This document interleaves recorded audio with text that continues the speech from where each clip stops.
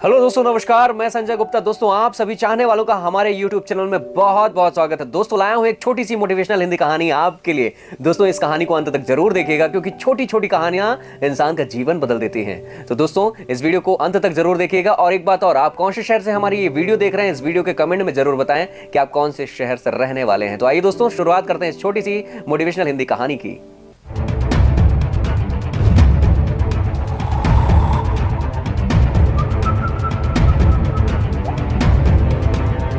दोस्तों, बहुत समय पहले की बात है। एक राजा था और एक उसका बहुत ही प्रिय वजीर था जो कि उसे बहुत मानता था। वो राजा, एक बार की बात है, उस वजीर से कोई एक बड़ी गलती हो जाती है जिससे वह राजा बहुत ही ज्यादा नाराज होता है और अपने उस वजीर के लिए फांसी की सजा का ऐलान करता है और वक्त रखता है शाम 6 बजे।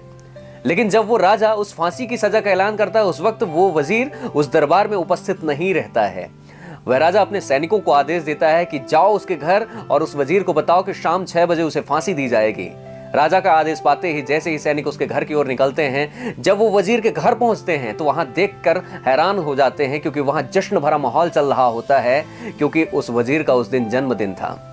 उसके दोस्त, यार, परिवार, रिश्तेदार सभी जश्न भरे माहौल में डूबे हुए थे, डांस कर रहे थे, संगीत चल रहा था, मीठे मीठे पकवानों की खुशबू आ रही थी।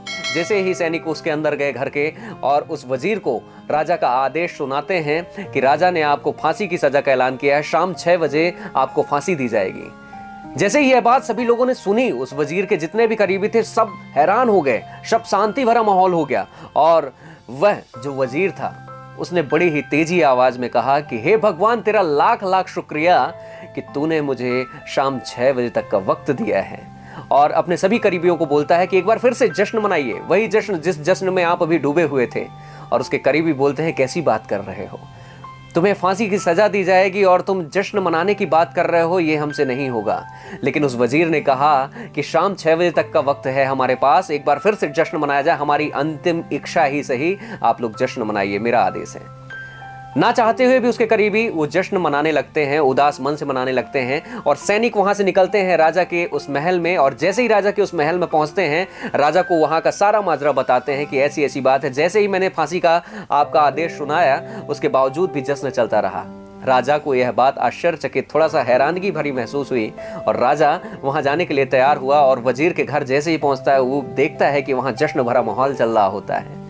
राजा अपने वजीर को बुलाकर कहता है कि हे वजीर, तुम यहाँ हो, तुम पागल हो क्या? तुम्हें शाम 6 बजे फांसी दी जाएगी और तुम ये जश्न भरे माहौल में डूबे हुए हो। वह राजा को बोलता है, हे हुकुम, हे सरकार, आपका मैं बहुत बहुत धन्यवाद देना चाहता हूं कि आपने मुझे शाम 6 बजे तक का वक्त दिया है। अगर आपने ये वक्त ना दिया होता तो मैं अपने दोस्त, यार, करीबियों के साथ ये जश्न भरा माहौल ना बना पाता और उसके पहले ही मेरी मृत्यु हो चुकी होती। आपका बहुत बहुत धन्यवाद। राजा यह बात सुनते ही उसका दिल भावुक हो जाता है और अपने वजीर को गले लगाता है और बोलता है कि जो इंसान अपनी जिंदगी के खूबसूरत लम्हे को एंजॉय कर रहा है, जो इंसान हर पल को खूबसूरत तरीके से जी रहा है, उसको मौत कैसे आ सकती है? मैं तुम्हारी फांसी की सजा माफ करता हूं, और गले लगा लेता है। दोस्तों, यह एक छोटी सी कहानी हमें हमारे जीवन में बहुत बड़ी बात सिखाती है कि जिंदगी बहुत खूबसूरत है। एक बार आप उसे एंजॉय तो करिए।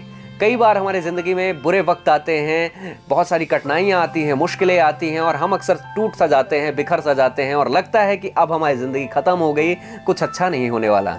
लेकिन उस बुरे वक्त में भी ज़िंदगी को कैसे एंजॉय करना है, कैसे उनका मुकाबला करना है, ये कहानी हमें सिखाती है। दोस्तों, कहानी पसंद आई हो तो बहुत बहुत शुक्रिया।